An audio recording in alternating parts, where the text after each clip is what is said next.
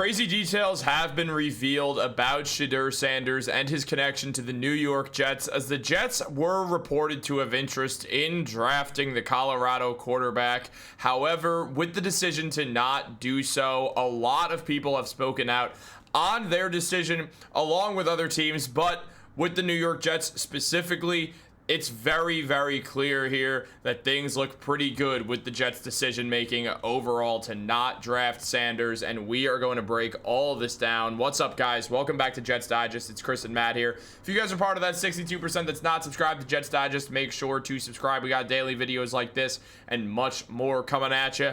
You do not want to miss out on all this great Jets content. I know there's a dead zone in football right now, but we're still here giving you daily stuff to talk about with the New York Jets.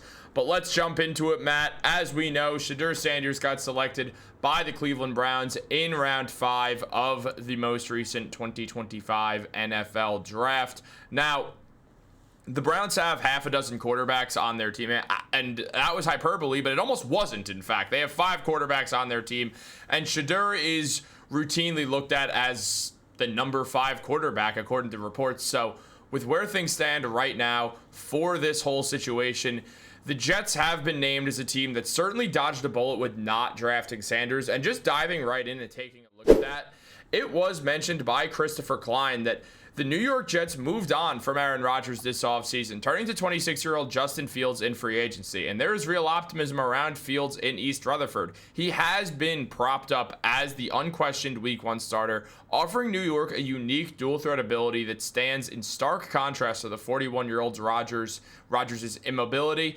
That said, folks thought the Jets might draft a quarterback too, just in case. Fields is only signed for 2 years and has yet to stand out as a clear-cut franchise player in previous spots. The tape in Chicago was a mixed bag at best, and he looked better in Pittsburgh, but not enough for the Steelers to keep him on the field once 36-year-old Russell Wilson was up to speed after recovering from an injury.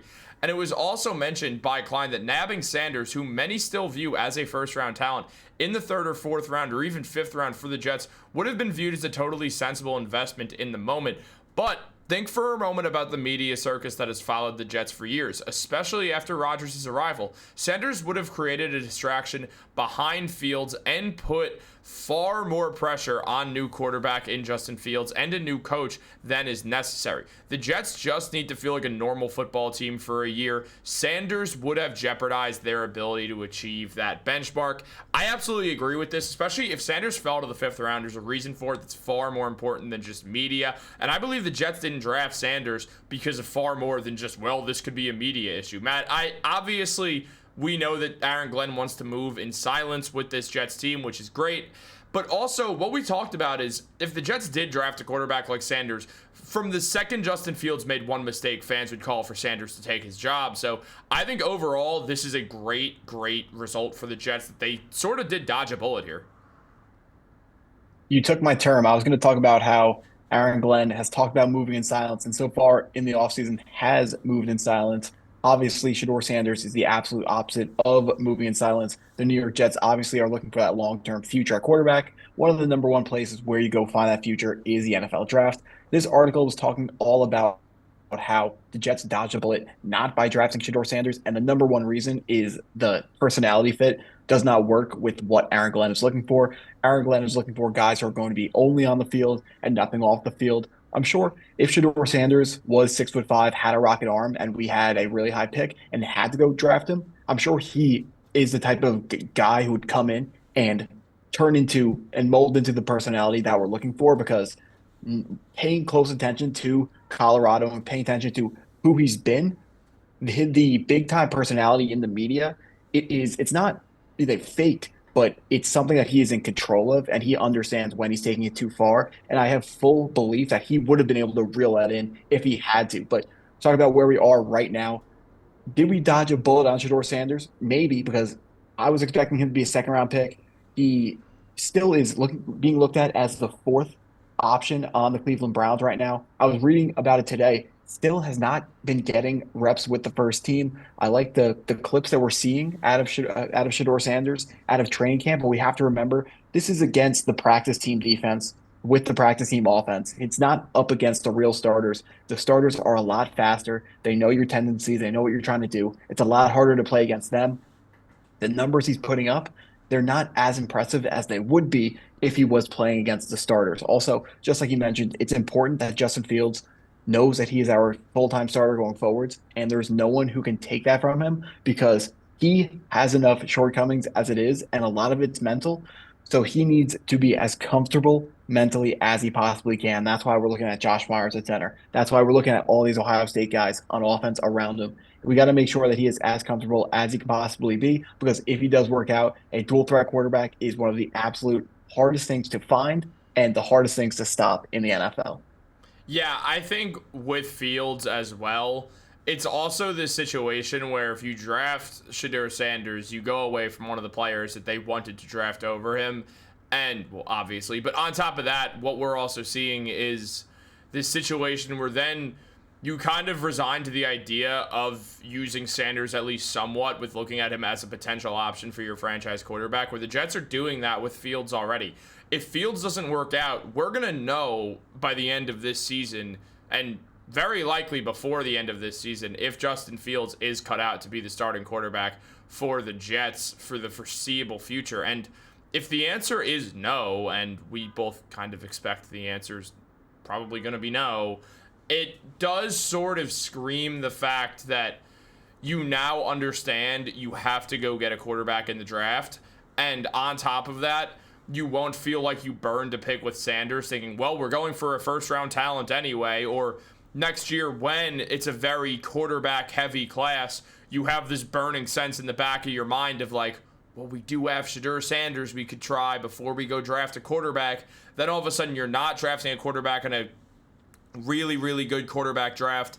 And then you follow that up with sort of this situation of what happened when the Jets didn't end up getting a quarterback in any of the drafts that had good ones, and instead were drafting in the Trevor Lawrence, Zach Wilson draft that obviously didn't really work out for quarterbacks, and Justin Fields is included in that list. So it feels like more than anything what we're seeing is the Jets sort of almost resigned to the fact that if Fields doesn't work, they'll know it, and they'll go into the next offseason with the understanding that the big move they're going to be making is drafting a rookie quarterback in the 2026 NFL draft. The New York Jets, we've talked about it. Vegas win-loss is at 5.5 wins. It's a winning or losing the season doesn't come down to actually winning or losing games. Winning or losing the season is knowing for sure whether Justin Fields is the answer or he's not the answer. We can't get to the end of the year and go, well, he played pretty well, but this happened, or he didn't play well, but that happened, so we still don't know. That can't happen. We have to know exactly, is he the answer, yes or no, and exactly, do we need to draft a quarterback in the first round, yes or no. That's what we have to answer. Aaron Glenn, honestly, I don't think they've really done enough at the wide receiver position to fully figure out whether Justin Fields is the answer or not. Obviously, love Mason Taylor draft pick, love the offensive line acquisitions to protect him and give him the tight end weapon. I would like to see him get one more weapon just so there are. I mean, I'm not going to say no excuses for Justin Fields because there are always going to be excuses for Justin Fields. For whatever reason, this guy gets more excuses than anyone I've ever seen. But the New York Jets got to find that wide receiver too to make sure that they know for sure whether Justin Fields is the answer or not.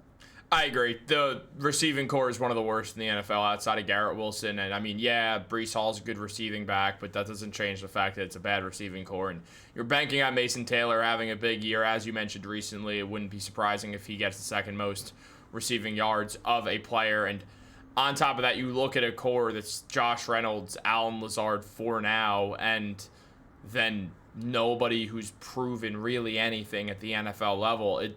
It's not going to be easy for Fields, and I think regardless of that, there's always that thought at the same time that, all right, well, we've seen great quarterbacks figure it out without great receiving cores, and given this is far from a not great Jets receiving core, but you do have a true wide receiver one in Garrett Wilson, which has an effect on this. To me, Matt, I feel like we'll know, even with a not very good receiving core outside of Wilson, if Justin Fields has it cut out to be a franchise quarterback for the Jets. I mean, I watched it 2 years ago when it was what was the guy, the first overall pick from 2 years ago? Bryce Young. His rookie season, you watch the wide receivers, and if you watch on film, the wide receivers couldn't get a single inch of separation. And I looked at that and thought, we have no idea whether Bryce Young's good or not because this game plan and wide receivers are so bad that you don't even know you have him. That's a problem. That's like 2 years ago with Aaron Rodgers. We didn't know how good he was because he was injured the whole year. Those are the things that can't happen with Justin Fields. We can't make sure he stays healthy. We get all we can do is hope that he stays healthy. Yeah. Historically he's gotten injured, and historically he holds the ball for a long time in the pocket, but he also had a really bad O-line. Hopefully it works out better than it worked out in Chicago. Hopefully it does work out better, and hopefully you guys are enjoying the content. Guys, make sure to subscribe, like this video, turn on post notifications. Have a great day, and go Jets.